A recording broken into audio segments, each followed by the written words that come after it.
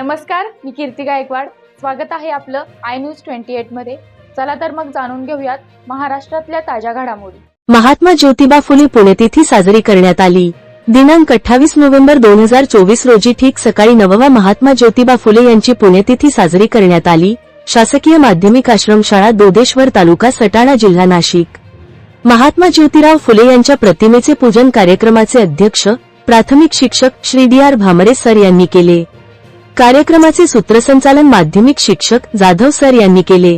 सर्वप्रथम प्रतिमा पूजन झाल्यानंतर विद्यार्थ्यांनी महात्मा ज्योतिराव फुले यांच्या जीवनावर आधारित भाषणे केली. सावनी भांगे, प्रथमेश घोडे, माया गातवे, जान्हवी भांगे विद्यार्थिनी यांनी केले.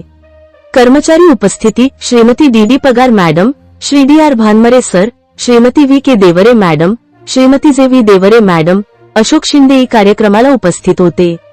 कळवण रिपोर्टर आबाजी राऊतची रिपोर्ट. महान व्यक्ती होऊन गेल्या, जसं ज्योतिराव फुले असतील, बाबासाहेब असतील.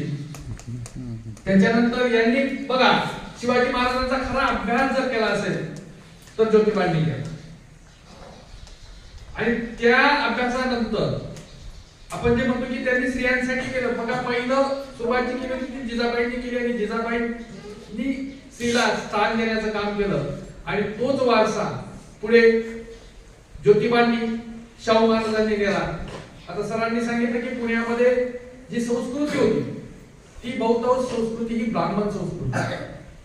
आणि बघा आपल्याला जे अडकवलं गेलं त्याच्यामध्ये मी आणखी धन्यवाद देतो आदिवासी समाजाला की ते अजून गुरफटलेले नाही आणि ते गुरफटले गेलेले पण नाही. पण थोडासा उच्च प्रभू जो समाज समजतो की आम्ही उच्च प्रभू आहोत त्यांना मात्र कम्प्लिटली त्या याच्यामध्ये ठेवलं गेलं. मग त्याच्यामध्ये काय सर्वात महत्वाची गोष्ट म्हणजे स्त्री. आता ही स्त्री जर सुशिक्षित असेल घरामध्ये तर ती घर जे घडवते, ते मुलं जे घडवते ते घडवण्यामध्ये तिच्या त्या वागण्यामध्ये किंवा तिच्या घडवण्यामध्ये संपूर्ण जग बदलत असतो. आणि मग हेच नेमकं काही लोकांना नको. मग स्त्रीला शिक्षण द्यायचं नाही.